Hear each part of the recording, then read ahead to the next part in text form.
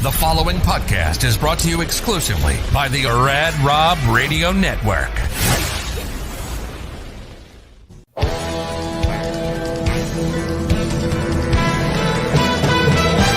Welcome to Straight Up 5 with Johnny Petraglia Jr. This podcast is hard-hitting, in-depth, cutting-edge look into the sport of bowling. You will get unfettered access into the mind of one of the most gifted bowlers of this generation, who just happens to be the son of a living legend.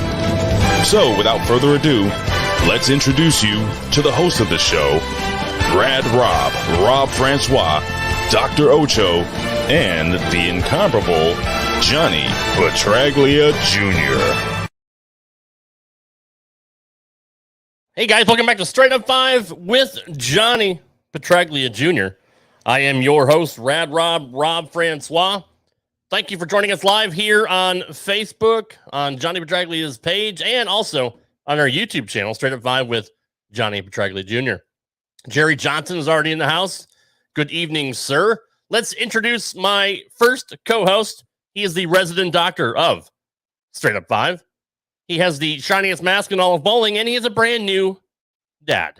It is the one and only Dr. Daddy Ocho. Good evening, sir.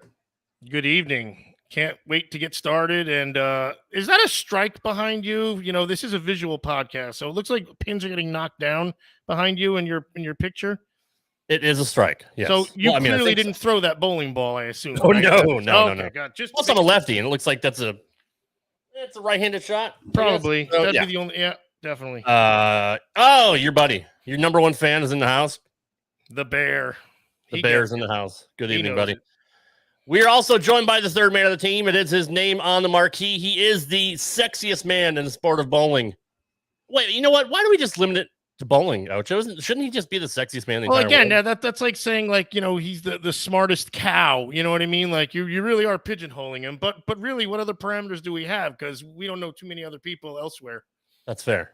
No, that's fair. Well, fuck it. He is the sexiest man in all of the universe. One and only.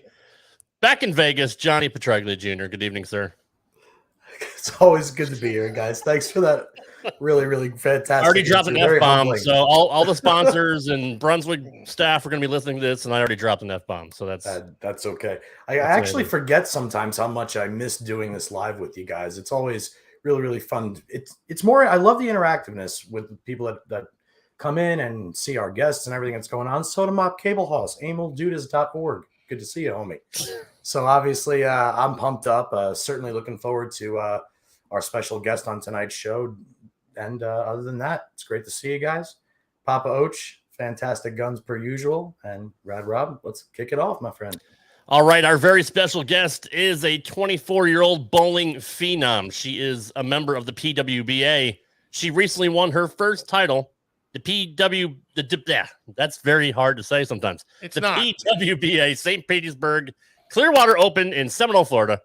She's also part of Junior Team USA from 2014 to 2018. And she joined Team USA in 2019. And she recently got named to part of the traveling team, which is going to Peru. And we'll talk about that in a little while. She is a highly decorated collegiate athlete. And she, she's probably better than all three of us here combined. Probably.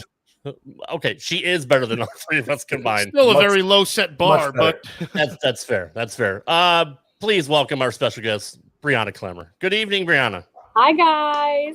Good to have you on the show. Thank you for taking time out of your busy schedule to be here. We appreciate it. I'm excited. So, I did a little bit of research on you, and I apparently this is a true story. But did you really start bowling at the age of 2? Yeah, I did. That's fascinating. Yeah, they put me in a league called the Pee-wees. Yeah. Really? That sounds like child abuse a little bit, though. Like, I mean, like, think about it. I assume, was it a skee ball or something at least? Or was it like. No. Did you have bumpers? I'm glad you did. Did you have like the ramp thingy that you pushed? Bumpers. No, I only had bumpers. Okay. I had a Tweety Bird bowling ball. I remember that. That's awesome. Yeah. And she had a 212 average. Go figure. That's the other thing. You know, I used to get the same crap for that because I started at 2 also. And everybody would say the same thing. We're using a duck pin ball. I'm like, no, I had my yellow Superman ball. But how do you bowl? You just kind Are of there stand finger there and holes? just let it go. Stand there and throw. I did it. Did you have finger holes in Tweety? I had them in Superman. I Yeah. did. Yeah, the half-inch drill bit for all 3 holes. I think my span was an inch. So, Oh, Yeah, you I put feel your bad thumb in because I back then? started at 6 and I like threw the ball like granny style, like between my legs. I When you wasn't were as 6? yeah, I wasn't as advanced as you all are. So, Ocho, you started at what? 42, 43? A couple years ago, Yeah. pretty much. I realized there was a bar at the bowling alley, and I was like, "Hey, cheap beer. Oh, look, there's pins." So it was your uncle and your grandfather that got you in. Is that correct? Yeah, my uncle and my grandfather. Yeah, my whole family bowled before I was born, and so I was kind of just born into it. Gotcha. Well, so was Johnny, really, but absolutely. Johnny, obviously, you know his dad's a Hall of Famer, Mhm. legend, Mr. Johnny Petraglia Jr. So, do you remember at all about bowling at age 2, or I mean, and did you bowl every year consecutively? Did you tap out a little bit? Okay, Yeah, no, I kind of remember it when I was younger, but I fully can remember when I was like 6 or 7, and then that's when it started to really kick in. And you were like, I'm going to try this stuff now. It's not just showing up just to throw it. You're like, all right, I'm going to beat some ass now. Yeah, I started my first competitive tournament when I was 10. So starting, I have a quick question while we're there. So Mhm. we obviously, we all got into bowling some way, somehow. Were there any bowlers that you admired growing up that you tried to model your game after, other than Ocho? Michelle Feldman. I really look up to Michelle Feldman and actually Kim Terrell-Kearney. Those are and they're still my 2 favorite bowlers. Yeah. So I look up to them a lot. Yeah. Yeah. Heck yeah. What's so weird is right before we started this show, I was actually watching the Don and Paula Carter doubles. It was on YouTube the year that Deandra Asbeatty and Brian Voss beat Michelle and Belmo. It's so weird that you had just mentioned that randomly. I had to turn off the TV. It was too loud in the background, but that's good stuff. And so obviously I would assume you idolized Michelle Feldman for, comparatively speaking, what you do to a bowling ball. Mm-hmm. Did you like the idea of, I always admired Marianne DeRupo and I always admired Brian Voss because they could go anywhere they wanted on the lane, right? Yeah. But for somebody like Michelle, I mean, to know that you're going to kick the living shit out of everybody from an arrow that most people aren't playing, I'm just curious if that played a role in the way you've developed your game to this point. Yeah. Growing up, yes. I didn't really have anyone in my area within the women that threw it like she did.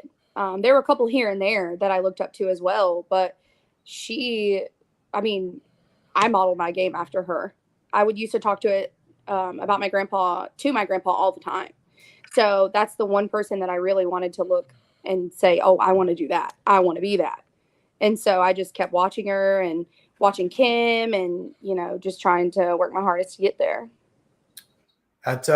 When would you say it clicked in your brain, having started at such a young age, that not only am I good at this, I'm really good at this? And it usually happens. It happens at any time to anybody. I was curious when that happened to you. I have 2 moments, really. When I was 16, I won my 2nd junior gold title. And I was like, oh, wow, I'm really doing this. This is cool. This is awesome. Yeah. And it really opened my eyes to college bowling, Team USA, everything like that. And I was reaching my dreams and I'm like, oh crap, I can do this. This is crazy.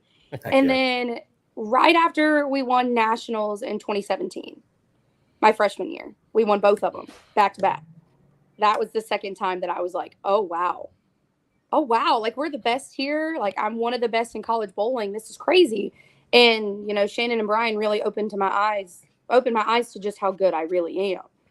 So that was the other moment. For those viewers, Shannon and Brian O'Keefe and McKendry is what we are speaking of. Speaking of Rob, I'm hijacking. No, you're fine, dude. You're fine. You're good. You're good. No, because now I'm just snowballing. Oh, I got something. Did you find that it was not easy, but that it came natural for you for bowling? Was it just obviously you're starting at 2, so people are only walking, and I rode a dirt bike at 4 and I thought I was young, but you're over there, rolling rocks down a lane. Did you, like he said, did you notice you were good? I got to wonder, did you notice it was easier for you than it was for other people? Like a little bit of a gift, would you say? I mean, I think I was talented from a very young age, but it definitely wasn't easy. I feel like my game from what it is now to what it was then is completely different. And I had to work really hard to get to where I am now. So my swing used to come to like the left side of my head. And it was really, really bad. Yeah. And I threw it like 18. I'm not laughing at you. Yes, I am. Yes, I am.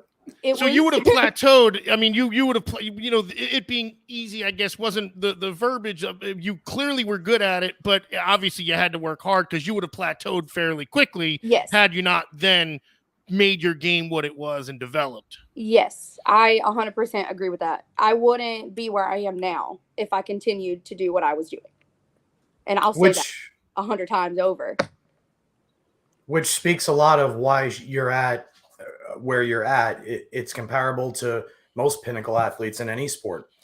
Usually the hurdle is where most people say, hey, I'm going to step away from there. I'm more comfortable over here. Like Rob playing the second arrow. It's sorry, or me refusing to learn how to shoot a spare or look at anything when I bowl and rely on looking pretty while I do it instead. But that's the true mark of a champion is what she's explaining there. And to have it at such a young age is happening more and more across the board these days. The kids are so much smarter and so much more. And if you look at older bowling shows of guys making their first telecast from the 90s, even the early 2000s, they don't look comfortable. They look visibly nervous. They look like they're ready, but not fully ready. Yeah. The kids today are so ahead mentally, and it's awesome to see like living proof of what it does if you overcome those hurdles. Well, it seems like you have to get out of your comfort zone a lot earlier now than you did then, because everybody's doing so much that is bowling balls, like everybody's being able to make these bowling balls almost jump over pins at times. So until you get out of your comfort zone, you probably aren't going to succeed or advance to that next level, I guess I'd say. I completely agree. When you were named to Junior Team USA in 2014, like, was that a shock to you? Was that like, it's super cool. Obviously it's a super cool thing, but I mean, were you surprised when that happened? Yeah, I was 100% surprised. And I think everybody else was too. They picked me from the U15 division. And I was not expecting it at all. Nobody was. And that was the first time it had ever happened. It had never happened before. So obviously in the moment I had no clue what to think or feel. But then a couple of days later it set in like I'm one of the best in the country. Yeah. Like, I didn't realize they'd never picked from the U15 division before. No. Wow. They had never picked from the U15 division to be in, at the time it was U20, to be on the U20 Junior Team USA team. So never. Yeah. Wow. Something that also never happened before is you won 4 consecutive National 10-Pin Coach Association NCAA Division II, 3 Player of the Year awards. So, I mean, you've been killing it. Why don't I know that? Why didn't you know that? Know that? Just keep going. But I mean, that's a huge achievement. And obviously, your first team All-American for the 3rd time. So, is that really when things kind of clicked? More my freshman year. Okay. Brian, having my arm out was never like, I was never super excited about it. When we first did it, it just started as a drill. And then we just kept using it as a drill. And that's what I mean is being okay with being uncomfortable. I was extremely uncomfortable. Everybody was looking at me. Everyone was judging what I was doing, but it worked. It worked.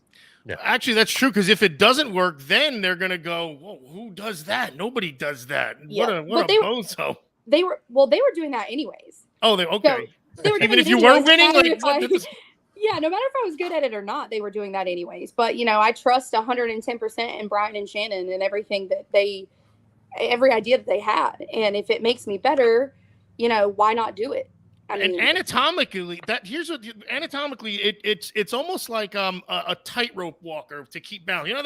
They have that long gimmick thing that they hold, and bowling is very asymmetrical. It's one ball, and you're tilted to one side, so it's so easy to get out of yourself mechanically. Whereas that arm kind of ensures that you stay balanced. You'll never fall out of balance having the arm out. I would have never thought of it, and I'm a wicked smart guy. But so kudos on that too. And again, like you can't not repeat when you're doing that. It's almost like it takes a lot of the other part out of the way, out of the equation, to focus on your release and everything else. Yeah, for sure. Also, I mean, it's also it's part of a pre-shot routine. Sorry, stumbling on my own words here.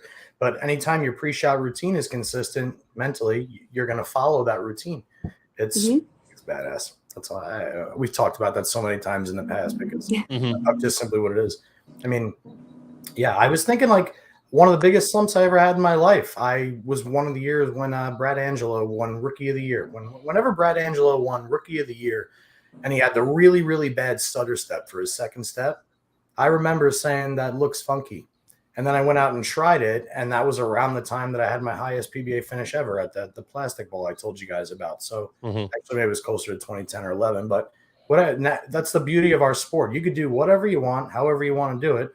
As long as certain things are in the right places at the right time, it's going to work. Yeah.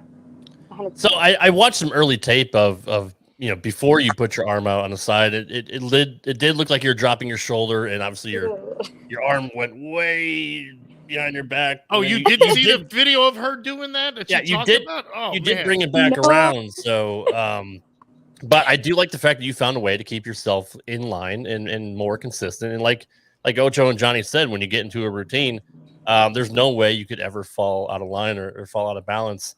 I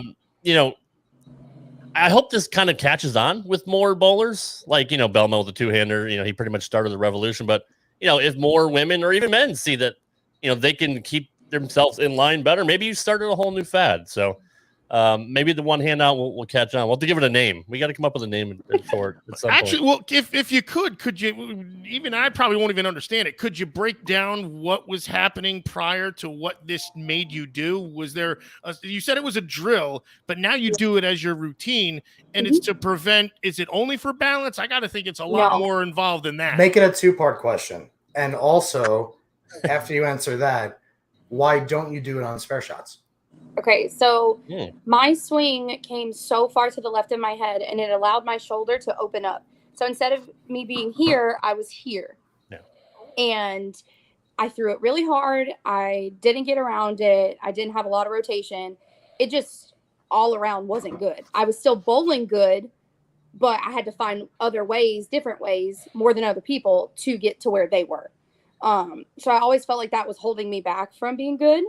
And then went to McKendree, and obviously Brian and I and Shannon wanted to work on my swing. That was the main thing that we really wanted to work on. We felt like it was keeping me from being great, basically. And so Brian had me do it in one steps. We just started it in one steps, and he noticed immediately my swing was completely in line with my head. It was straight. My elbow was on the inside instead of being so open and facing towards, like, per se, the wall. Like, it was so just right behind me, and it lowered my ball speed. I got around it more. I was able to be more versatile with that. And so from there, we continued to do it up until the first tournament, where we tried to put my arm back down to see if, I could create that same motion, but without my arm out. And it did not work. And so he was like, put the arm back out, put it back out. So I did it, and it just stuck from there. Yeah. Heck so. Yeah. So as far as the spare ball, your spare shot, Oh. how come you don't do it for that? It's weird because on my spare shots, my swing was never behind, like, to the left of my head. Really? It's so odd. Never. Interesting. Yeah. And is it because you were trying to be more precise with the spare shot, and with the strike ball, you're trying to, crank it, rip at it or something, maybe for like sure. yo-yo it? Yeah. Yeah. I guess you could say that. I mean, I never tried to make the spare ball like hook. And I feel like before I was so muscled, and I felt like I had to make the ball hook on my first shots. So I feel like that also fed into what I was doing with my arm. Yeah. Interesting. Did anybody ever make fun of you for your approach? Yes. Yeah. Plenty of times. What were some of the things people would say about it?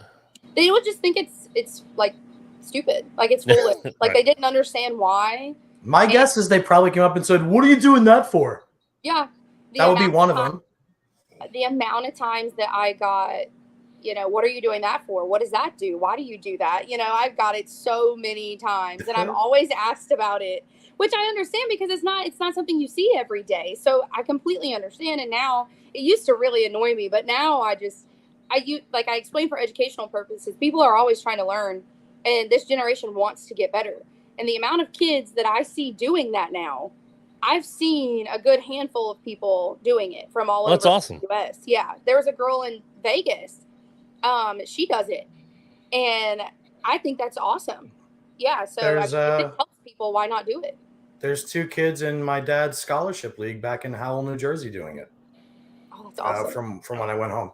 I'm curious how many times you've screamed F off to somebody after asking like so many times. Is it in the hundreds, or are we just me or her? Never. I don't. Her. Oh, when he's someone's sweet, like, Ocho. Come on, man. She would never do F that. off. She wouldn't do that. Do you bowl on league at all, or I did.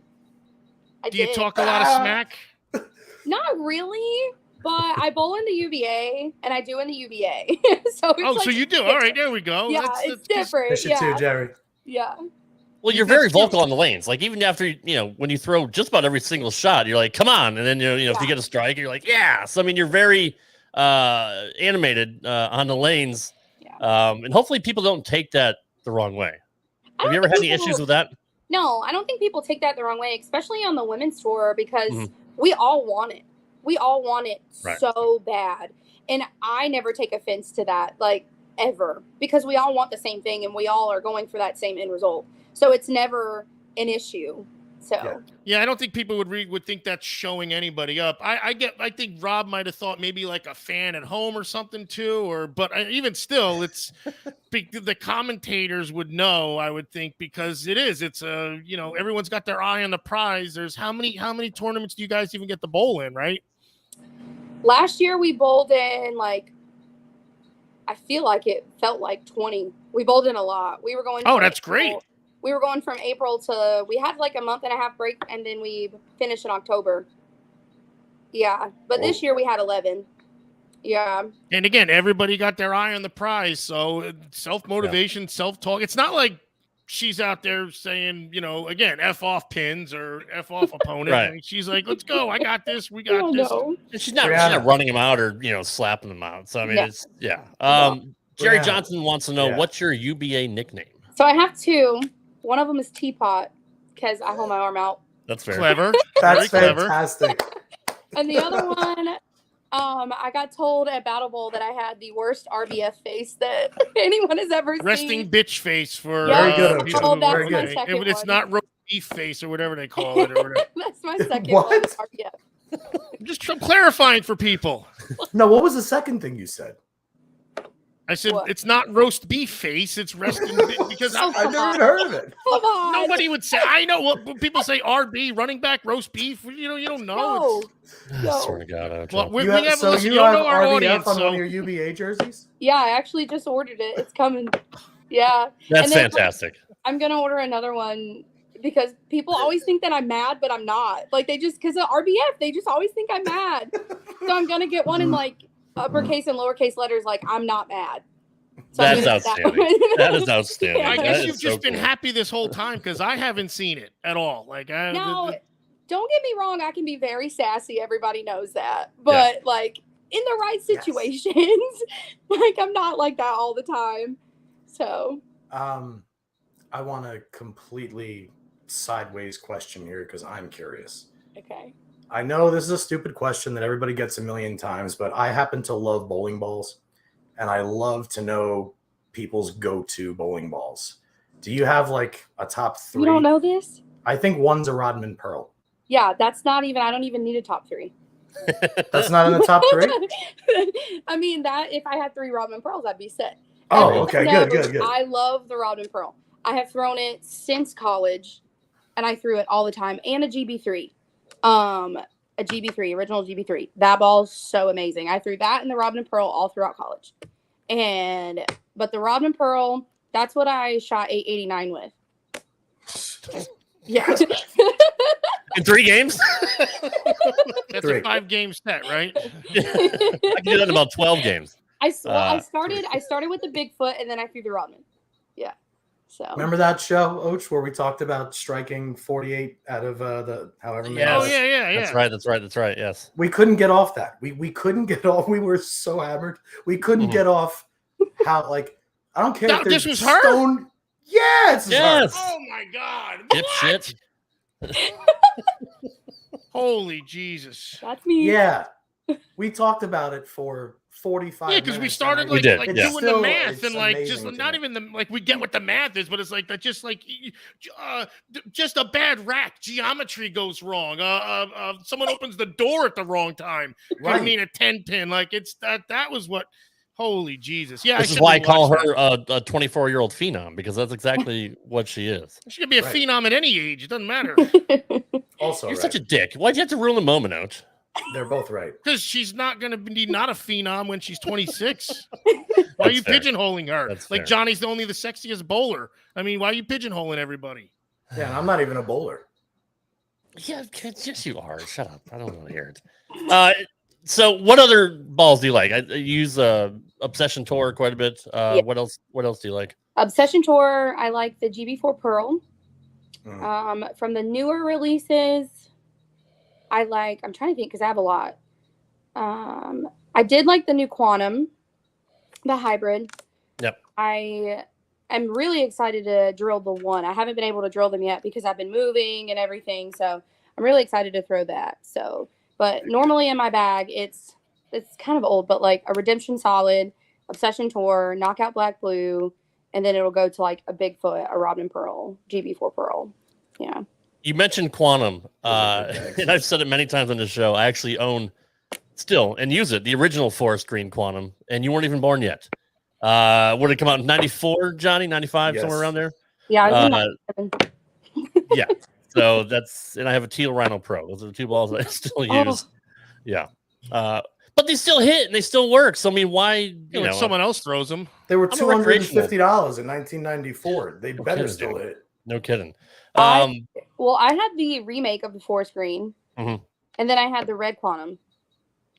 I didn't like the Fire. forest green, but I like the red one. Yeah, the Fire Quantum, the original Fire Quantum was one of my favorites of all Oh, time. that's from like badass. 96, but Yeah. the remake was pretty good. The forest green was a little chuggy for me. Mm-hmm. A little Yeah, bit. for sure. We have another question from Jerry. What's your toughest loss and what did you learn? Ooh, that's a hard one. You haven't lost yet, it seems like. My No, God, I you're have. throwing 889s. You're not going to lose too often. I have. It's not really like a specific loss. It's last year's tour season. I had a really successful youth career and collegiate career. And then, the next step is winning Rookie of the Year on tour. And so not bowling to the best of my abilities and not believing in myself is what resulted in me not getting Rookie of the Year. I take full responsibility for that. And I, wanted it so bad that I kind of lost sight of what my real goals were. And I find that more heartbreaking than anything because I didn't love it. I didn't love it anymore. I hated it. I didn't want to do it. And I didn't want to go back on tour. And then, my whole thinking and my mental game changed. If I wanted to be the best, I had to put the work in. If I wanted to be the best and be where these women are in the Hall of Fame, then I had to change it. I had to change my life around. And I learned that I needed to be better and that I wasn't as good as I thought I was. And, that's really what I learned is that I needed to work harder and be a better person and bowler on and off the lanes. That kind of goes back to when I asked you about it, when I said easy, and it's probably a poor choice of words, but like because like you said, you were very successful as a kid, then in college, and then now you're thrust into the upper echelon where it's literally the top 1% of the people on the planet. And it's, I guess there has to be a little bit of a humbling experience when you're like, I'm obviously not going to breeze through this, but you could plateau, you'd still bowl, but would you be successful? And I guess that's where you gotta, let me ask you this too. And did you put so much stress on yourself to win Rookie of the Year that also goofed you mentally? Yeah, for sure. I was about to say, like, I put so much pressure on myself to be perfect. And, you know, I didn't have to be perfect. I just needed to be Bree. You know, I say that on every single TV show. I just need to allow Bree to be Bree. And don't worry about what anyone else has to say.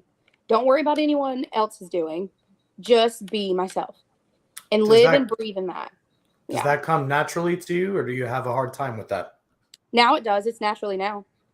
Yeah. Dude, you had to learn it though, and that's because you start to hate it. The anxiety is so palpable that you'll forget why you even bowled. You'll forget why you're showing up, and it's true work at that point rather than something you love. Yeah.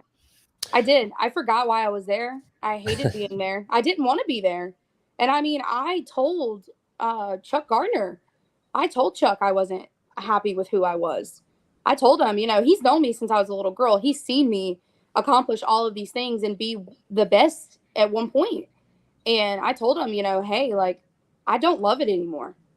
And, you know, he had a really big talk with me and he was like, look, do you want this outcome A, or do you want outcome B?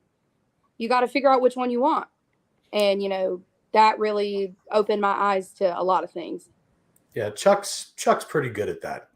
But you even said you put the work in too. So that when you put the work in, you know, it's almost like what they say for like a wrestling match or something where you practice so hard that when you're only in the match for 7 minutes, that's the natural part. That's the fun part. It's the practice that sucks. So that when you get there, you're in your element basically, and it's fun. You're doing your thing. You know why you're there. The practice still may suck, but that's the putting in the work part. That's when it's work. Yeah. I did get my nib Rodman I'm getting it from Melanie's car. I now have 4 new in-box Rodmans. 4. Melanie. Come on, Melanie. Yeah, and we'll take one here because Jerry, who's since Melanie? we're doing this for the show. Yeah, who is Melanie? Melanie McDaniel. She bowls on tour. She's one of my really good friends. Yeah, so she's like my mom. I call her my mom. Good job, Melanie. Keegan Tasker says, I look forward to Tasmania for Special Olympics National Games, October 26th through the 23rd. It's going to be flooded, heavy oil. Breanna is a legend in my eyes. Aw, you're already a legend. Look at that. Well, best of luck to you out there, Keegan. I saw you made 2 posts about that today, so hope you do well. And remember, it's heavy oil. You can throw it a little bit slower. Is that your preferred? I mean, there's obviously everybody's strength. I mean, you clearly know how to bowl on anything. Freaking could be a patch of grass. It seems like at this point. But do you have a preference? You know, Norm Duke likes the outside. You know, I like to drink beer. So, preferably, you know, I like to throw it a little harder. So anything short to medium that allows me to throw it harder, I like it. That's just my wheelhouse. It's my comfort zone. But I've gotten really better at bowling on longer patterns. I'm able to, you know, move in, get around it a little more, throw it a little slower. But I prefer shorter patterns. What patterns do you absolutely hate? And go down the list if you want. Right. I remember there was one specific pattern. It was the ISCs. It literally was like a 7. It looked like a 7. Yeah. I qualified 14th out of 16. Yeah. Was it a symmetrical 7? That doesn't even make sense. Like, what would I do? I don't know what you would have done because I didn't know what I did, but I ended up winning. I don't know what I was doing at all. Yeah, that one, anything that's probably longer than like 42 feet, I get a little nervous, but I'm getting better at that. Why is that? Because I throw hard. Oh, that's fair. Yeah, I throw hard. Do you find? Sorry, go ahead. So I struggled a lot last year on longer patterns, and so I really worked hard this year. And I feel like I didn't genuinely struggle. I would just put myself in situations to where I'm like, oh, I'm 60 under now after the first block. Now I have to go 100 plus over, and I would do that, but still be behind. So I would miss, like at Queens, I missed the cut by, I think, like 15 pins because I put myself so far behind. And then bowled phenomenal the next 2 days, but it still wasn't enough. So it's like I would find myself in situations like that. Do you find it harder when they're longer? When you say you throw it hard, do you find that you're more you're more accurate when you get to throw it harder. In other words, when you have to bail off it or you've got to slow everything down, do you find that your accuracy goes down? Yes. Or maybe Yes. at least your motion to the break point, so to speak? Yes. I feel like my accuracy does go down.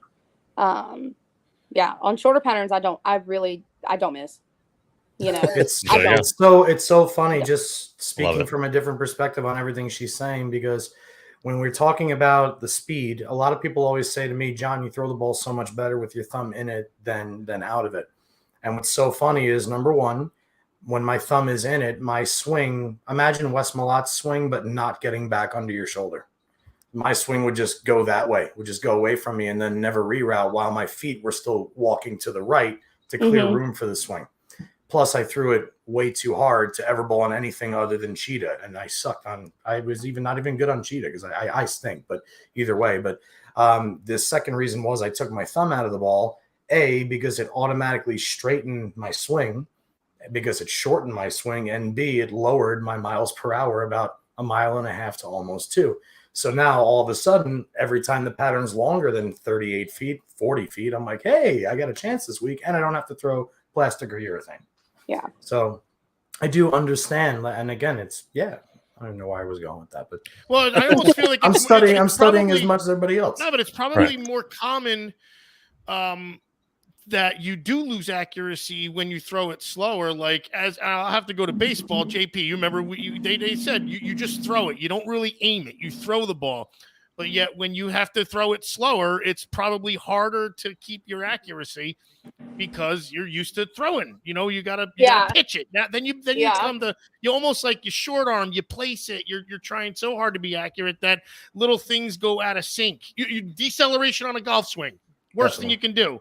And that's kind of where that's probably, I think, more common than to lose your accuracy when you speed it up. Yeah, for sure. Obviously, like I said, I'm better at it now. I worked really hard on it. Yeah, you're not bad at it. You're just better at piping it. Yeah, my ball reps have been very patient with me and have worked really, really hard with me this year on tour. But when we see that it's a shorter pattern, I love you, Ray. When we see that it's a shorter pattern, we're like, yes, Bree can be Bree. Let's do it. We're gonna win this week. And that's what we did in Florida. I mean, they literally just stepped back and just let me do what I was comfortable doing. And that is like the most help they could give me, is just to let me be myself. And if, hey, what do I need to go to next? What do you think about this? Helping me understand, because I'm constantly learning. I always want to learn. I want to be a sponge. Everybody says that, but I want to be a sponge, and I want to learn more and be better on and off the lanes as a coach and a player. And so they were really good at that with me this year, being patient and allowing me to understand, what's going on. And that's the attitude of a winner, always wanting to get better, always wanting to improve. Let me ask you this then. If you're stuck in a situation where, the pattern is longer, do you adjust on the lanes first, or do you automatically switch a ball? What's your go-to? Do you move, or do you get another ball? I tend to move first. I don't like, getting into let's change this ball. Let's do this. Let's do that. Because I feel like I panic. I tend to panic because then I don't see what my eye likes to see. And I don't, understand what I need to do. I lose that. And I panic. Like, being honest, I completely panic because I don't see what I need to see anymore.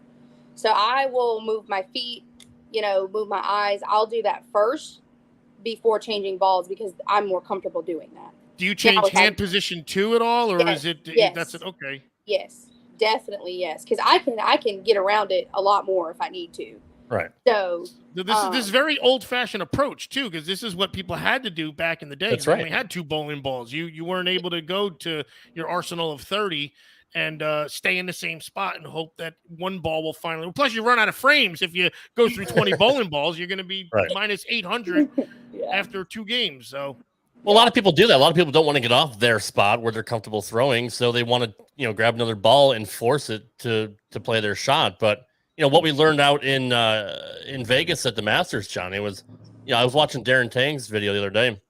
I mean, a lot of people were just lofting it to the arrows. standing on the gutter on the left side and just literally lofting it because the patterns were just that bad, as opposed to changing balls. So it was that was very interesting to see Darren's week and what he had to do to even just shoot 200. Mm-hmm. I want to throw 10 cents in here about something. I actually want to ask, this is a specific question going back to what Breanna was saying, because the Masters is a whole nother can of worms for me, because just based on, we actually should set that up for a future show where we talk about lane breakdown at the professional level mixed in with the amateurs and tournaments like that. Sure. As like from the new age to the old age. So let's make a note of that. Okay. But Breanna, my question to you is, even with all the advancements in, let's say, technology advancements, right? Interchangeable thumbs, finger grips, yada, yada, yada. My dad was always similar in his philosophy the way you are, where he would rather move and figure it out with at least the same ball in his hand for a few frames. One he knew the motion of, one that produced the motion he was looking for. And for me, even though my stuff was always drilled pretty much identically, interchangeable thumb or not, every ball doesn't feel the same, at least to me. And what has always amazed me about the tour players, such as yourself and obviously all the other ones, is when you guys do change balls, it seems like there's never an issue. I'm curious if at your level, if that's bullshit. Like, do you take your hand out of your Bigfoot and say, shit, I know this conspiracy scheme is the right ball right now, but the ring finger feels like shit? Like, does that ever happen? Yeah. At that level? So funny. In Florida, my fingers were so swollen. Both of them ripped all the way open, all the way across. So right before the show, I go to practice again, and I can't fit my fingers in the bowling ball. And I'm like, oh God. Yeah. Straight panic set in. I was like, where's Jeff? Where's Mike? Jeff Smith. Where's my Dremel to open up these holes somewhere? Like, go open these up right now. Like, they need to be opened up. But then when I would put my fingers in my spare ball, I didn't have an issue. Yeah. Weird. So, yeah. But normally with me, that doesn't really happen. I don't really see that a lot. I'm a feel player, so I'm very picky with how it feels on my hand. And if it doesn't feel right, and if I don't like the way it feels, I won't throw it. So I've been very picky, which Matt Wilburn in Gastonia at Bowling Solutions, he's very patient with me. And he takes his time and he makes sure, is this what you like? Do we need to change anything? He's been very awesome with that. And Cecil on the truck as well. So they've been very patient with me and very kind to me because I can be pretty difficult. So, yeah. But that question even bodes all the way down to just, this may shock you, but I'm only an amateur. It takes me 3 throws to get used to a new bowling ball if I have to switch. And that's why even though I probably switch too often, I don't want to. Because the first one lollygags off and you had to fix my thumb hole. Oh, hang on. You can tell he's an amateur because he just said his first 3 throws. Continue. What does that mean? Oh, yeah. I just wanted to point that out. Yeah, I didn't catch on that. I didn't catch up on it. So we'll explain it later, Roach. I don't know. The first new throws with the new ball I switched to. Rolls? The first rolls? But no, you got it. What the flip? Perfect. That's great. I got a question then. As a drill, so if I got league starting tomorrow, what kind of drill would you give if someone has like 1 bowling ball in their hand and 2 lodged in their biceps? Is there any possible drill? And these get stuck in the ball return. Is there any way that I can, throw the ball a different way possibly? No. No, that's it? No drills? Nothing? Asking. No. All right. None. I didn't know that was a thing. So speaking of technological innovations, that kind of leads me to want Ocho to tell his story or his definition of what he has on the screen, the big red wiffle bat. Ocho, I mean technological? About what I explain your meaning behind that. Okay, so because I actually have a decent average and I shouldn't. That's what that means. I'm using bowling balls that his dad gave me freaking 10 years ago that have tracked out, or I don't even know. I've probably gridded them to where they're ski balls at this point. And the problem Meanwhile, he is, has a wrecker, a gravity shift, and a winner solid, none of which he got from my dad. So no, I didn't get. No, I got the old ones from your dad. Shoot. Oh, all right, sorry. I don't use that one. That's in the old the red one. The red one. I got two of them, a red one and like way back when. Way to narrow that down. No, Glick gave me the purple one that I have now. But the fact is, I can throw the ball in about a freaking area code and still throw a strike, and it bothers me. I don't like that. So I liken it to, do you know when people play wiffle ball, there's that little slim yellow bat that the pros would use, i.e. Breanna Clemmer.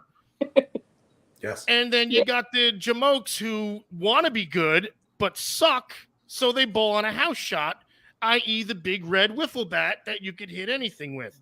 And I think it's disgusting, but I don't know why he made me bring that up, but I think it should be harder. It's supposed to be hard. I think people think they're good, but they're not. And that's a detriment to people's psyche, if you ask me. This is actually a great question because technically, I thought it was. What is a house shot to you, Breanna? You're what, 24, 25? Mm-hmm. Like, what is a house shot? What is a stand? Do you even, for lack of a better way, Or if you only asking, bowled on competition shots, so that's kind of the question I have is, yeah.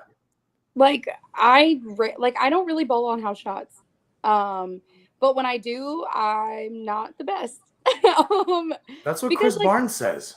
I'm used to having to hit this, literally. Like Right. I'm so used to that, and to being so perfect. And sometimes on a house shot, like you can just stand left and throw it right. That's literally what my friends will tell me back home when I'm struggling. Breanna, stand left, throw it right. That's literally what they tell me. Damn right. And I still struggle because I'm so particular, and if I have this to hit 9 times out of 10, I will strike a lot. But when I have this to hit, I literally just cannot. I can't. that could affect your games too. That could actually literally affect your game in a bad way because when you're trying to hit a quarter, you have to hit the quarter. When you got to hit, a freaking 15 boards. Just let it go. A 10-board area, which you can, but it doesn't matter what your hand is, and now it takes such precision out of it that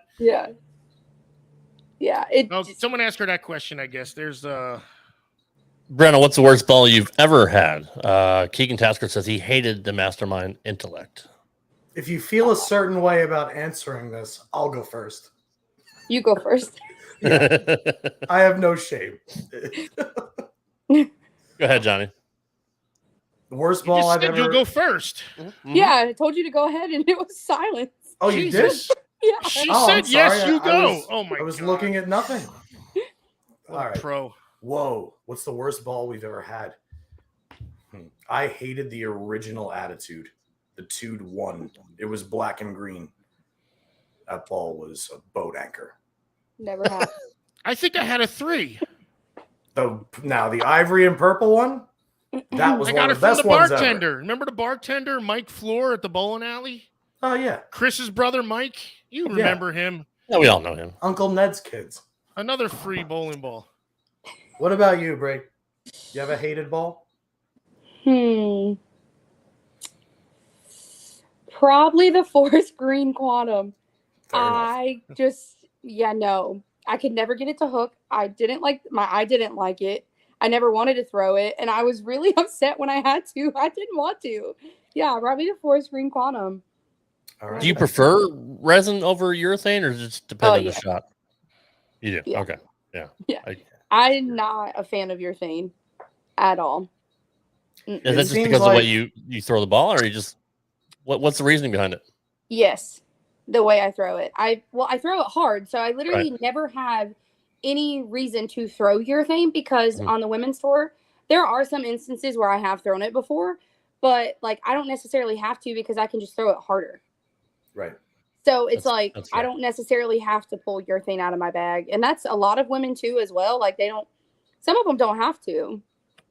So my eye doesn't like it. And I'm very particular with that too. So I don't like it at all. Explain again, this may shock you. I'm an amateur. Explain what do you mean by your eye doesn't like it? Like you just don't like how it looks in your hand or the way it rolls or the way it rolls down lane. So I don't like to see my ball labor down lane.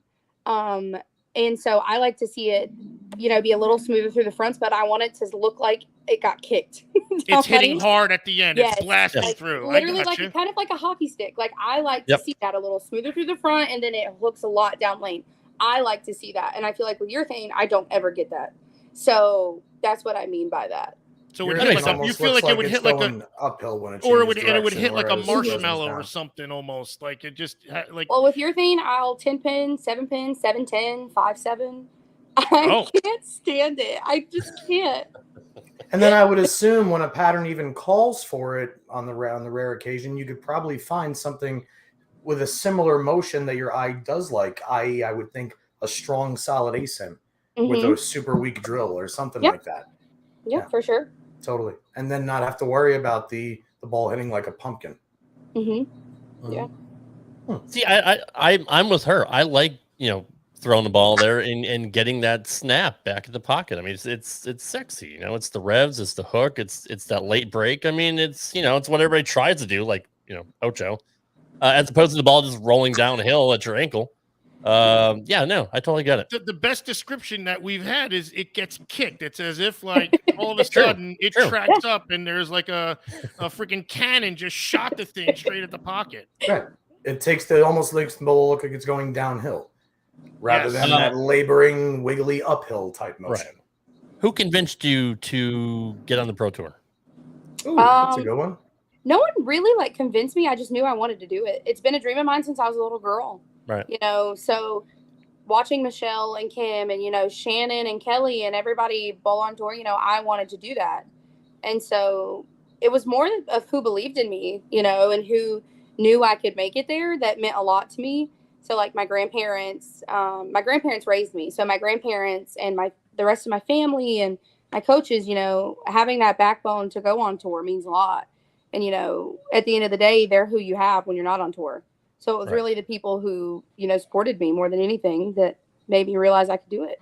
I think it's safe to say the scoreboard kind of sent you there too, because when you're blasting numbers like that, there's only one way to go. A lot of strikes, man. We're still talking about that day. I'll never wrap my head around someone that could do that, but that's it's absurd. It is. It really is absurd. I couldn't go kick the pins down that much. Me neither. Like I'd be out of breath. I truly don't think that. I think if we stood 3 feet in front of the pin deck, we couldn't strike that much. Not a chance. Even with candle pins and deadwood, I could never do it. Candle pins with a regular bowling ball, I don't think I could strike 48 times in 3 games or 4 games. Oh, go back to that. Was there like an aura? Time out real quick. People, all right, go ahead. Check your watch. You good? Oh, check your watch for work. I'll write you a note. Yeah, we're fine. I'm good. Okay. I'll write a note. You say you're late. You're good. Don't worry about it. No, I'm good. I don't have to go anymore. We're good. Oh, right. Okay. Called out.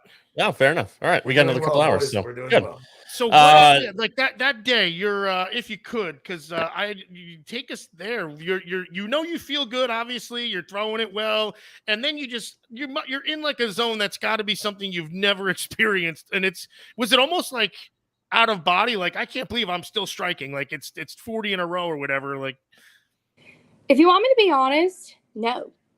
Like I was extremely calm. It's weird. Because normally in those situations, anybody would be nervous. Your heart rate goes up, man. Yeah. I was so calm. You can ask anybody that was in that bowling center. I was so calm. I wasn't nervous. I wasn't hesitant or anything. So calm. My grandparents were there. I had my friends, my really close friends were there as well. And then, it just so happens that it was that same weekend. It was one of my friends' birthday that he had passed away due to cancer a couple years ago, and he was very influential in my bowling career. It was his birthday that day. Oh my God. So I was insanely calm, and that gives me chills, but I wasn't nervous at all. I was just there, and when you get in that zone of just focusing on you and nobody else, everything else goes away. And you can't really, I don't know how to describe that. I mean, you can't describe that. You have to experience that. That's what that zone is, I guess. My question about that zone is, so like when I'm in dead stroke, because obviously you were in dead stroke. When I'm in dead stroke, I see the kind of strike I'm going to throw before I even get set on the approach. when I'm second guessing myself, I see myself missing a 7-pin 25 feet down the lane. Mm-hmm. In that moment when you were doing that, do you remember, like, were you aiming and saying, like, I wonder what time the Golden Girls starts? Like, because it was just so calm and so chill, or like, what was in your brain when you were aiming? This is a serious question. Golden Girl. Sorry, Johnny. It's the first, Well, the first thing you I know- thought of. I don't know why. Cop starts at 4:30. All right, live PD is. Mike Wolf literally told me, Bree, you just got to get it to 2. That's literally all he told me. And that's all I thought about when I got up there. Just get it to 2. Bree, just get it there. Just get it to 2. And that's literally all I thought about. So she got it to 2 for the next 3 hours. I mean, did the shot just not break down? I mean, that's remarkable. No, it did. I mean, I moved. So you moved left and still threw it to 2. Basically, you gotta think, really, man. My feet at one point were at like 24, and I got it to 2. You had to get it there, or it was going left. Like it wasn't really like a true short pattern, like where you had to play further right, but it allowed me to get my feet left and throw it hard at 2 and get around it. So like that's my wheelhouse. Like I can do all of those things. So it was awesome. Were there a lot of gutter balls from other people though? I mean, like, because I still feel I guttered. I guttered twice. Oh, the next day I guttered twice. It was so embarrassing. I guttered twice, but I mean, it happened. Okay, yeah, yes. You think someone's gonna say, "Ha, she guttered twice"? You shot it. I did. 89 for God's sake. I remember Lauren Tate. She's one of my really good friends. She looked at me and she just started busting out laughing. She's like, "What are you doing? Like, what are you doing? Like, you didn't miss for how much, and then you go and gutter." Yeah, that's great. Yeah. So I don't know if anybody ever asked you this, but were you pissed that you didn't get 900? No. Okay. I mean, at that point, you know, if you want, like, I was so in the zone and so focused on me and basically my grandparents and my family that was there that I didn't even realize I had broken the record. Wow. I didn't know it until he came up and told me. I had no clue. And so, you know, I was just so in that moment with my people that nothing else mattered. So, like, literally, I was just there. That's actually a commonality when people do break a record. Because they are so jazzed in, they're so tunneled in that they're told afterwards or something like that. Mm-hmm. And like, that's what happened to me. Really, that happened? That's a common thing. Which again, that means like you've got a part in your brain that you can just shut everything down, which not many people can do. Again, only the best can you're do talking that, a 1% of a 1% can do something like that. And that's the mindset. Obviously, you can have all the physical tools in the world, but if you don't have that little gap between your ears working, you're not going to be able to do it. That's a wild thing to have. Yeah. Sure I remember a conversation I had with my grandma specifically. We were talking about this tournament because my grandpa, he's been fairly sick for the past couple years. And this was the last tournament they were going to be able to go to. And it's not far from home. So they were able to go. And, you know, I told her, I said, you know, no matter what we're bowling on, I'm winning it. This is my tournament. I'm winning this tournament. Doesn't matter what we're bowling on. And when I started to believe that I was a PWBA champion, it happened. Like, it's all about, you know, how you talk to yourself and the things that you say. And when you start to say, I am a PWBA champion, I am a world champion, it happens. And every single time that we've done it and that I've said it, it's happened. It's crazy to think, but we did it in 2017 and we continue to do it. Like when I won 2 national championships with McKendry, we said that every day. We wrote it every day. And, you know, I have notebooks from where I said I am a PWBA champion. You know, it's very important. It's very important to practice what you preach. And I am a PWBA champion, and I told myself that, and now I am. So, yeah. That's pretty badass. That is really badass. I mean, that's pretty badass. Anybody here listening would definitely it's a different way of thinking. It's a full different way of thinking that we've talked about it before, Oach, right? Like the best, like, you know, Johnny's dad, Michael Jordan, blah blah blah. They have that mentality. It's almost like it's a killer instinct amongst themselves, like because they know it. Man. Like they know, and they'll go to these lengths to do it. It's how many hours of throwing and doing drills and whatnot. That's what to make that moment happen. You gotta sacrifice, and you have to have all those sections again. That mentality, man. It's a wild thing to see because it's rare to see in person. Sure is. You want me to read? Go ahead, Johnny. Yeah. Tim Habiuk. I hope I got that correct. It sounds close. I hope it's right. You've influenced a lot of young bowlers at my local house, Foxfire in Kannapolis, North Carolina. It's great seeing young bowlers paying attention to both the guys and gals. Very cool to see. Case in point. Thank you, Tim. Couldn't agree more. Thank you. Keegan Tasker says he shot his first 300 on his dad's birthday on May 2nd. Was there a 300 that meant the most to you, Breanna? The first one that I shot in Florida because my grandparents were there. My grandpa, I don't think he's ever seen me shoot 300. Yeah, no. He's never seen me shoot 300. Every time I have, he's either not there or he was at work, and stuff. So that first one meant a lot. Like I said, he has been sick for a while. He had COVID back in 2020. He was on a vent for 11 days. Wasn't good. So he's been battling things ever since that. That first one specifically, he's a very emotional person. We call him Poppy. He's very emotional. And just to be there in that moment with him, it was pretty cool. And to be able to share that with him, I gave him that 300 ring. It says for Poppy on it. And that's cool. So it's very special to me. Family means a lot to me. So specifically, I love my family, but my grandparents. If it wasn't for them, I wouldn't be in the situation that I am in now. And True. So I owe everything to them. So yeah, that one. Well, you're carrying the torch very, very well. How many do you have? Perfect storm on a perfect day, right? Damn right. Sure. How many 300s do you have? Well, I have 3 with the PWBA, and then I think I know I have 15 total, but there's only 6 that count.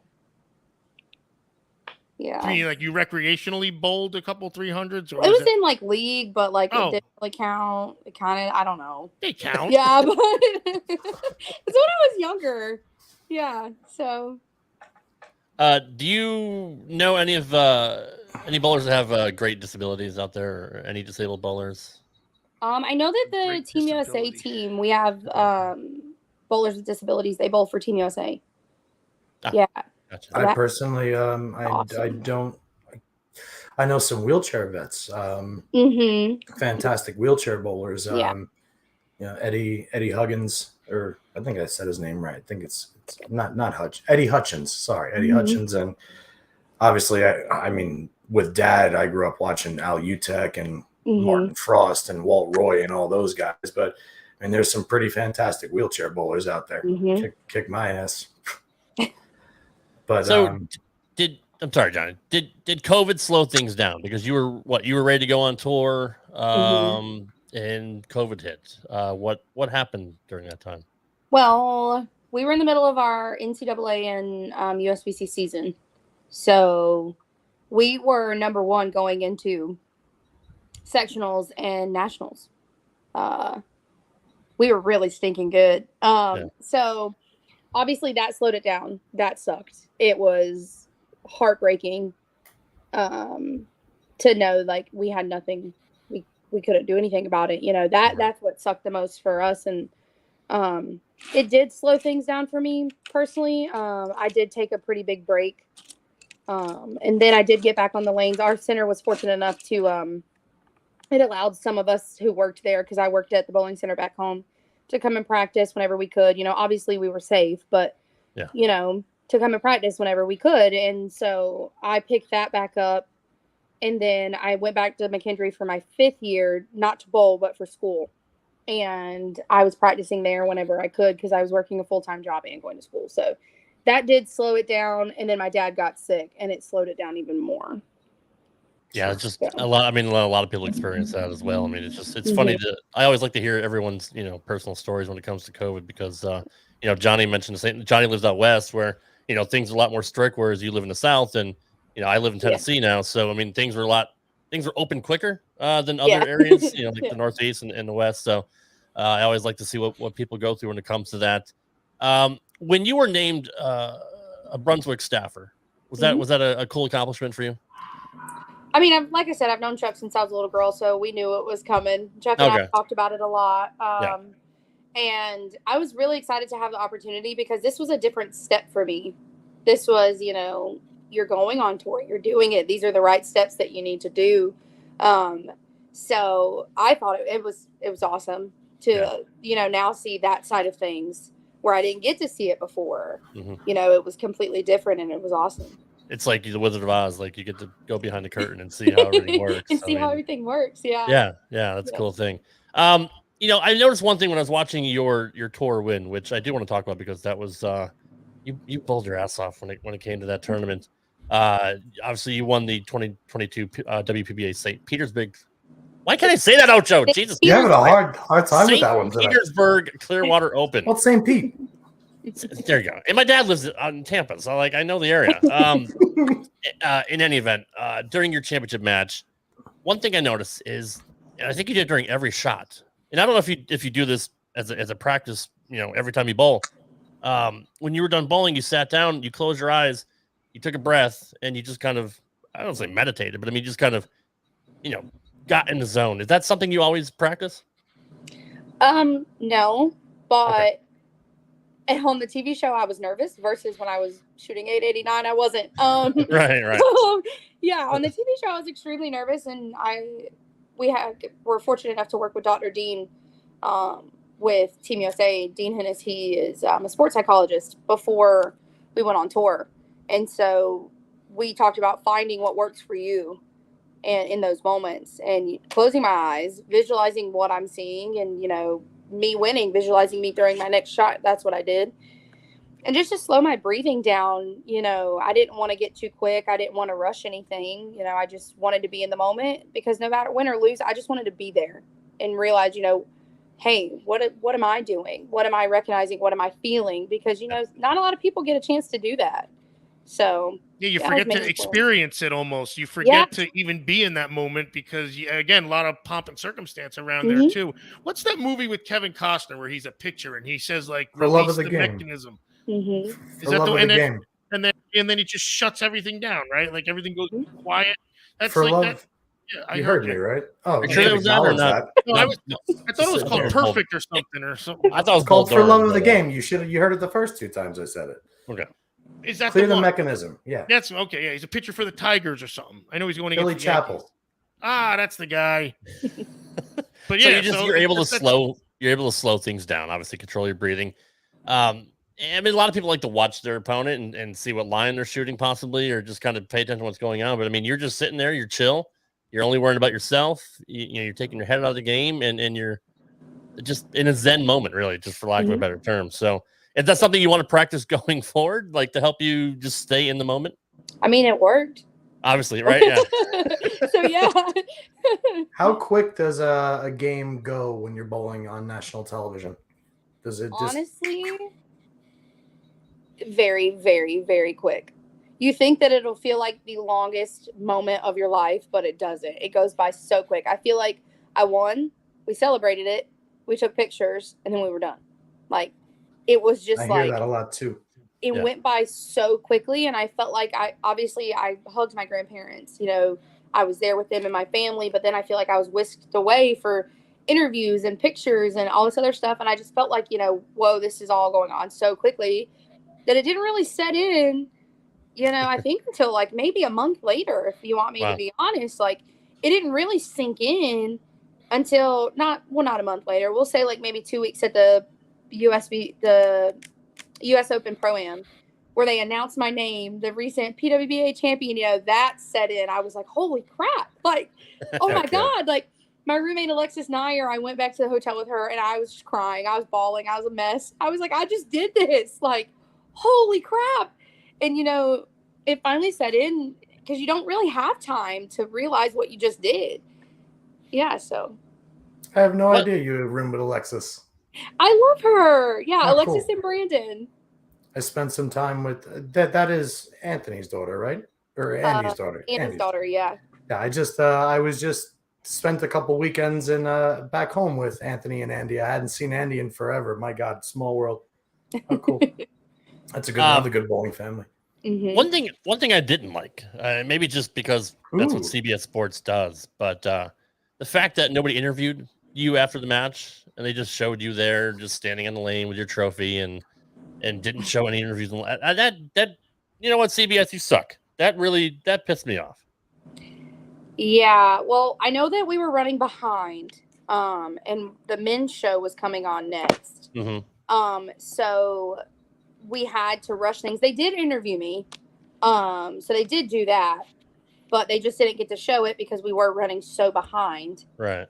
Yeah, that they had to cut that out.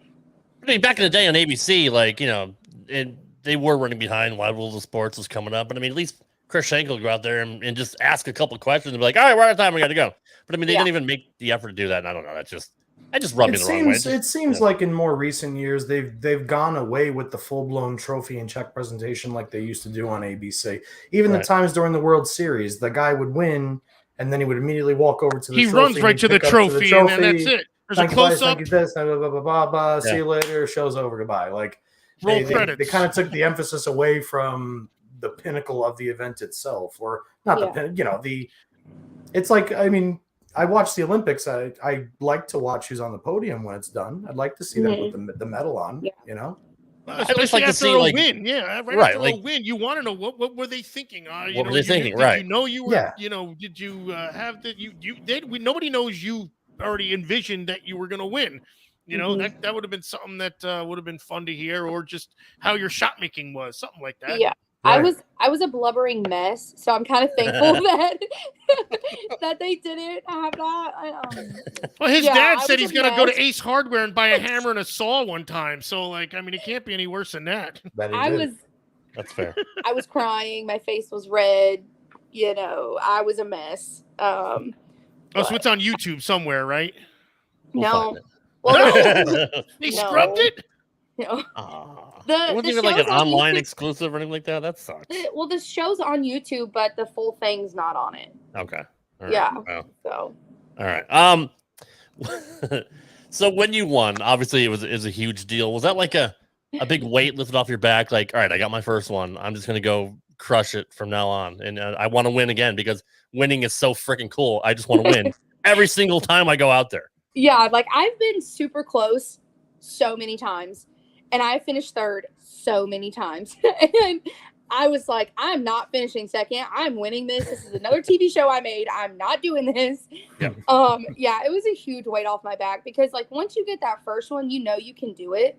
Yeah. And that feeling is, it's amazing. So you just want to do that again. So that pressure was completely lifted. And no matter how I bowled the rest of the season, I got a title. That's so, right. You know, it's not that I didn't care, but I was like, I'm happy. I'm happy with how the season ended or was going. And then however it ended, I was still happy no matter what. Yeah, because you had a hell of a year. I mean, you had a couple third place finishes. I mean, you were, you know, constantly cashing. I mean, you know, and then obviously you just had the perfect day, right? And you just you killed it. I mean, she didn't have a chance after a while. Like after like fifth frame, you know, you're burying the ball even on the left lane, you know, which they're having trouble with. Did you know at that point, like, I got this in the bag? After I carried the 9-pin, I was like, oh, yeah, it's my day. The bowling gods are with me. Like, this is my day. Yeah. Because those of you that don't know, like, you missed, what, was it the 7-pin out of the gate, or was it the 10-pin? No, I missed the 10-pin after not missing a spare all weekend. The first shot on the TV show, I missed a 10-pin. I was livid. I was so mad at myself. Oh, my gosh. Yeah, and then I missed one in the 10th, too. At that point, it didn't matter. No, it didn't matter. But I was still like, really? You don't miss one all week? And then you go and miss two on TV? Really? Yeah. Another mark of a champion. Wins the event. She's pissed about the 10-pin. Well, the mark is the no pun intended because she didn't mark. It's the regrouping. Like, you know, your first ball out of the gate, you missed the 10-pin, and then you string. I don't know. I didn't see it, but however, it was in a row. 5 in a row, I think. After that, it was 6. So that's honing it in. That's releasing the mechanism or whatever Kevin Costner said. I literally was pissed and I sat down and I looked at my grandma and I just started laughing. I was like, really? Like, really? Come on. Yeah. And she calmed me down in that moment. Just that calmed me down. I was like, all right. We got the nerves. They're gone. Let's just do our thing. It made it easier. That could fluster somebody out of their game, out of their tournament. You know? Yeah. Yeah. Johnny, sorry. Sometimes it's a blessing in disguise, especially if it happens early in the game. Oh yeah, for sure. Now there's nothing to worry about. Yep. At all. You already did it. So I dreamt about missing in my first ever 7-pin on TV. Well, there it is. There it is. You got it I out of the could have way. just skipped forward these that you 8 hours. had. I would have been fine. So obviously, the sky is the limit for you. Are you more focused now than you've ever been? yes. Now, now that I've transitioned into coaching, I'm learning more about the sport than I think I have in a very long time. Mm-hmm. And the things that I learn about the men and the women, I can take to my own bowling. Right. And I have said things that just didn't click before, because like I said, I'm always learning, but the things that just don't click as easily, the wheels are turning, and I'm starting to understand them now.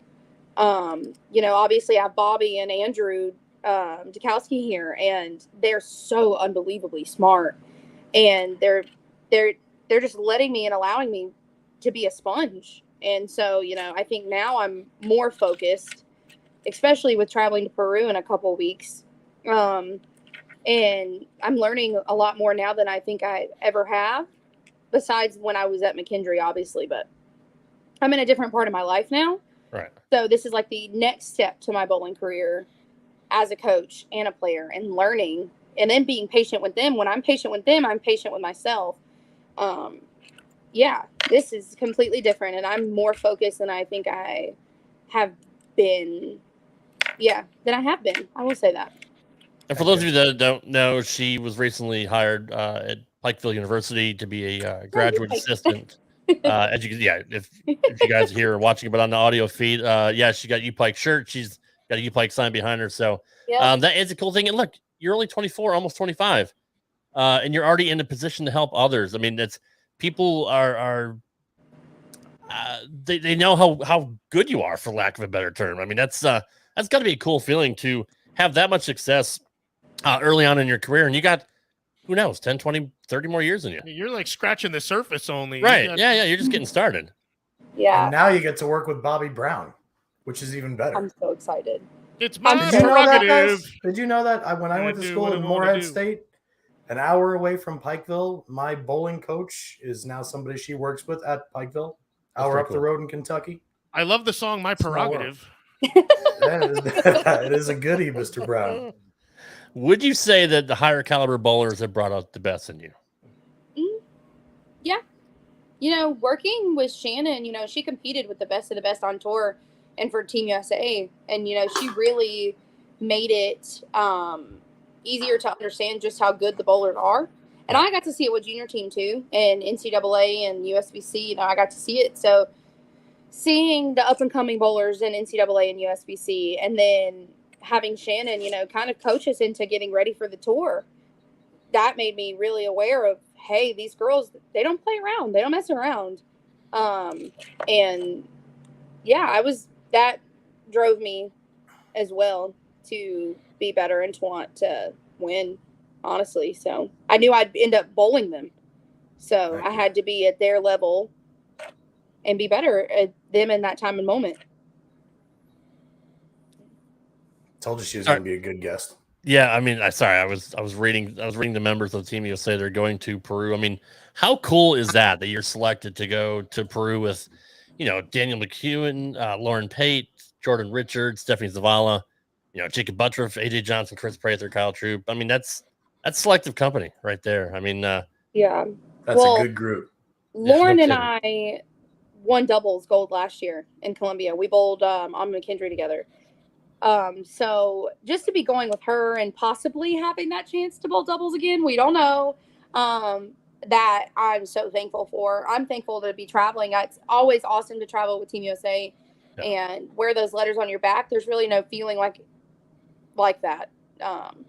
Just to be with her, it's very important to me. We learn a lot about each other at McKendree, and we bowl so well together.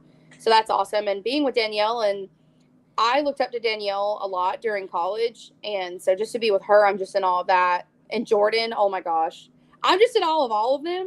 Right. We're all really good friends. So it's awesome to be going with your friends, but also people that you looked up to at the time when you were younger. And then I still look up to them now. I mean, I have a lot of people that I look up to now that I bowl with every week. Right. So I'm super blessed and really happy just to even be there. So. Right.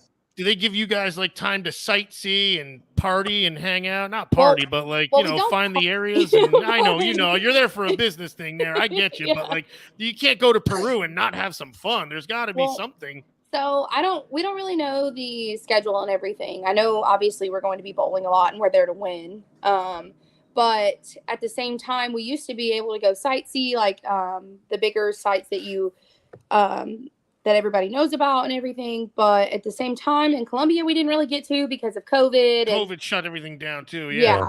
So hopefully we get to. I think that would be really awesome because I'm a history buff and I love everything about history. So it'd be nice to learn a little bit while I'm down there. So they give you mentioned an itinerary of like when you'd go, when you'd be practice. We'll eventually get one. We'll eventually get one when it gets closer. Yeah. So they do set it up though, obviously, where here. Yeah, we'll know what we're doing. Yeah. Gotcha. So you mentioned being proud of wearing Team USA on your back, which leads me to a question that we've talked about on the show before, and I want to get your opinion of it. Do you think bowling should be an Olympic sport? Yes.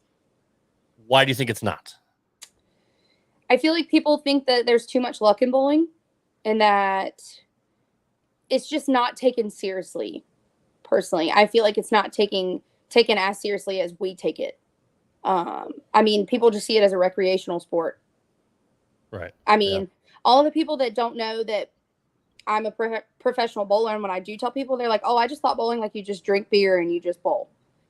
Well, no, that's how I make my living. So no, it's not like that.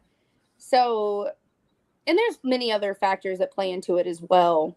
But I just don't really think we're taken as seriously as we should be. So, but that also falls on us. We have to hold ourselves accountable as to why it's not taken this seriously. So we've had a lot of conversations like that on the show. We always kind of dive into that aspect of like, what is the cause? Is it the stigma? Is it that the PBA or the PWBA should they promote? Is there no money from sponsors? Things like that. Where do you get the money from? And there's this. It's a vicious cycle of what's causing what, and there's no true answer really. Because I think they had a better rating in the '80s because I don't know, more people watched, but it was on TV. It's never on TV anymore. Let's put it on TV. Get it somewhere. Yeah. There's a couple more elements to it too. I mean, and more, of course. So I've never met a professional curler before, but if somebody said that they made their living curling, I don't think that curling is viewed upon by the general public as important as bowling.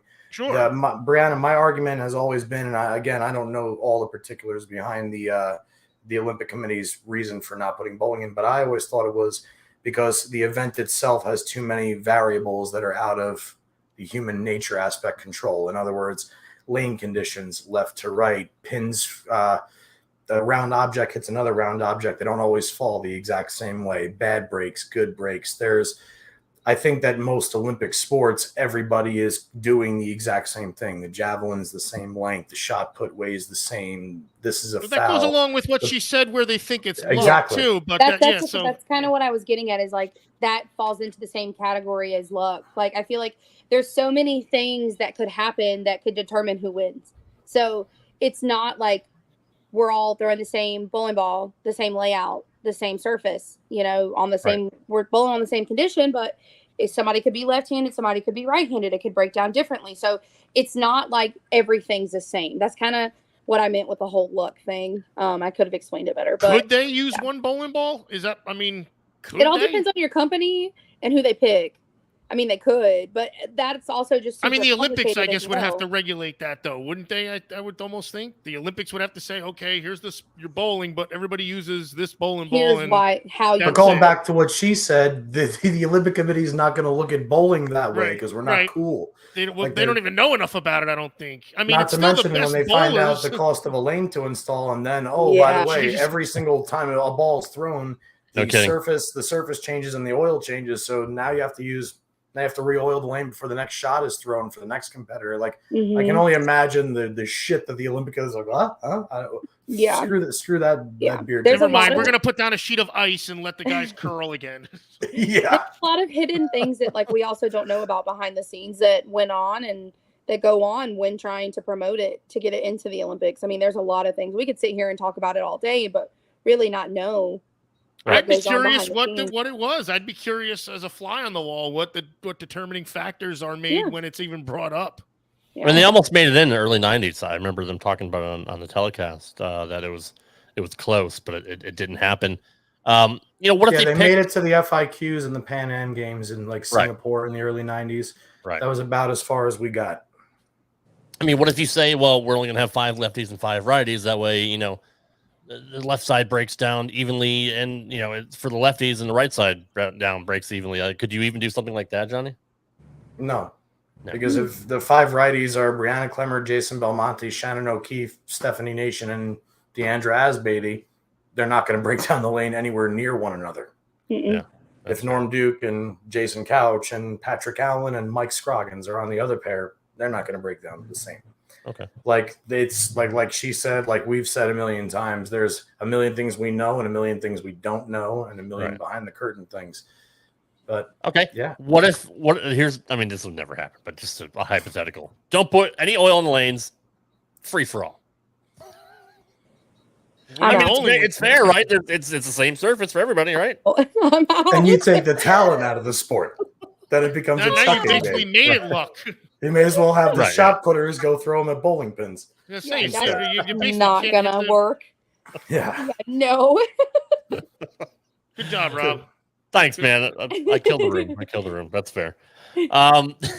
Sorry, guys.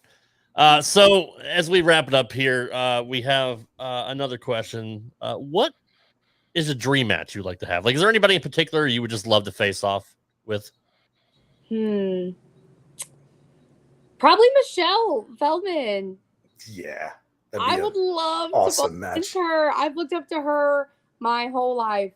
Yeah. Probably her, or I love Belmo. I freaked out. He posted about me when I won, and I freaked out. Like freaked out. Yeah. And then one of my good friends, Kyle Troop, I grew up watching him. He doesn't live far from me. He took a video with Belmo and sent it to me, and I literally freaked out, like fangirled. So probably him or Michelle. I would love to bowl. Oh my gosh. I feel so old because she said she grew up watching Kyle Troop. Isn't he young? I grew up watching Guppy. He's like 30 or something like that. I don't know. I know. All right, I'm gonna head out. Yeah. He's way up there. He's like 30. He's probably arthritic. I don't mean it like that, but like I grew up. What about you, Rob? Who was your dream match? Like me against somebody? Yeah. Who would you like to bowl against? Anybody of any time or currently? Anytime. Earl Anthony. Just because I idolized him growing up. Your dad, obviously. I mean, I'm a lefty, so I tend to lean towards lefties. Earl Anthony, your dad. I say Ron Glick. Good choice. Just people I idolize, growing up. Now, currently, I'd love to, go off against Jesper. I really like his game. Even you, Johnny, I'd love to bowl against you. I get smoked, but I'd love to bowl against you one time too. I did bowl against a legend. I had no idea who the guy was. So I had my moment. I already blew it. He didn't know who Junior's dad was at all. He wasn't. It's a long story. Come on. Didn't know. No. So great. Had no idea. All right, look how far we've come. Mine would be Tammy Turner. Okay. Yeah. Who'd you say? Tammy Turner. I thought he said Tina Turner for a second. No. She's hanging out with Bobby Brown. Turner, all right. Nicole Neff's in the house. Finally, where you been, Nicole? Where you been? Big Ocho fan. Showed up. Obviously, there's the bear. All right, this isn't about me tonight. No, absolutely not. Johnny, I'll be in Vegas in January, so we can bowl. Sounds good. Yeah, you're coming out. It's team trials, correct? Yep. And that is at Gold Coast? Mm-hmm. Yeah. God, JP quit bowling. I don't know if you knew that. So, but I guess. Well, okay, but I don't think he's gonna win. So. Oh. I'm not even gonna bowl. Oh no, we're bowling. Oh, you mean the match again? Yeah, I'll bowl you. Yeah. Play for whatever you want. All right, we need somebody to record that and put it on YouTube. We have to put that on our page.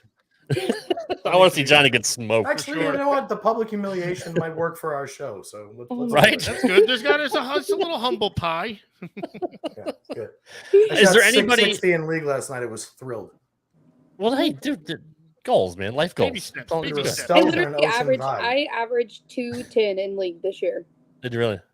210. Yep. That's impressive. Ocho average higher. That's the Ocho. Ocho's You like, like, wait, something, are you bro? You're better than a pro.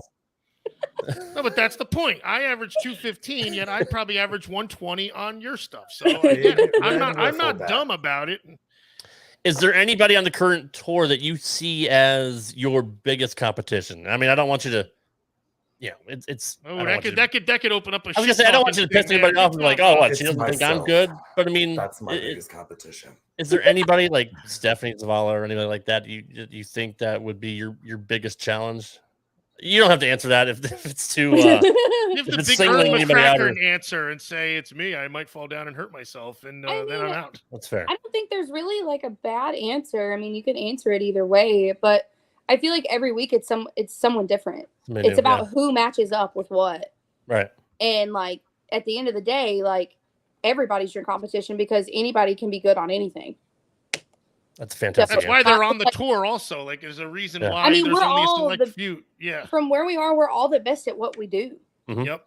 So I mean, anytime you can get what you like to do and you match up, everyone's going to be hard to beat. That's a great answer. That's the pros answer.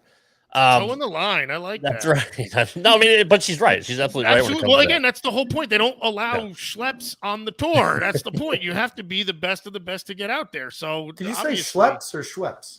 Schleps. I love Which Schweppes. one is the word schlep, right? It's Yeah, not yeah. Schwepp. I thought you said schweppes. Yeah, that's a Go- soda pop, ain't it? Go for it. It's a ginger Soda ale that I pop. could go for Is it? right now. So what did you like better, the Big Lebowski or Kingpin? Kingpin. Thank God you said Finally, that. Thank God finally. you said that. Thank you. There's so many people that are just loved. I get the Big Are we Lebowski. abusing your I- time yet? We've I been think- recording for an hour and I 32 think Kingpin minutes. is. Oh Christ! Yeah, we have. Yeah, I got another podcast to do. All right, we got. I didn't realize what time it was. We got to wrap it up here. Sorry, guys. Because what- of you? What? I don't even actually- need you. Yeah, I because haven't- of him. Okay, yeah, I'll Leave leave. your shit. You guys can wrap No, up the don't show. leave. Whatever. It's okay. I forgot about my second podcast. I didn't. Uh, We went from possibly 5:45 to being the best show we've ever done because I've learned more on this show than any other show combined. Usually you're teaching. That's why. Usually, yes, that's true. Thank you. I had a final question, but I absolutely lost it. So, anything you want to plug, Breanna? Anything you got coming up? Social medias. The floor is yours. We'll have some exciting news probably in the next couple of weeks. Just be on the lookout for my socials with that. You can just look up my name at Breanna Clemmer on Instagram. Give me a follow, and on Facebook. My athlete page is on Facebook. We absolutely had a blast talking to you tonight, and That's fun. thank you for coming on the show. We'd love to have you back when your schedule allows. Well, maybe we'll talk to you after your Peru trip and see how you like Yeah, that and all we that. can do So, guys, any final questions for Breanna before we wrap it up? Just congratulations and continued success at your new position with Pikeville, and obviously best of luck to you and all of Team USA representing. And Peru, are you going somewhere else other than Peru? Just Peru. Peru. Mhm. And obviously here's to another continued awesome year on the ladies tour next year, and looking forward to seeing you when you come out for team trials. Thank you. Thank you. Ocho, what's your Twitter handle? You suck. At the DR Ocho. I am at Rad Rob Gaming, and JP is JPJR07. Give us a follow on Twitter. Also give Breanna a follow on her social medias. We will see you guys next week for another edition of Straight Up 5 with Johnny Petraglia Jr. Take care, guys.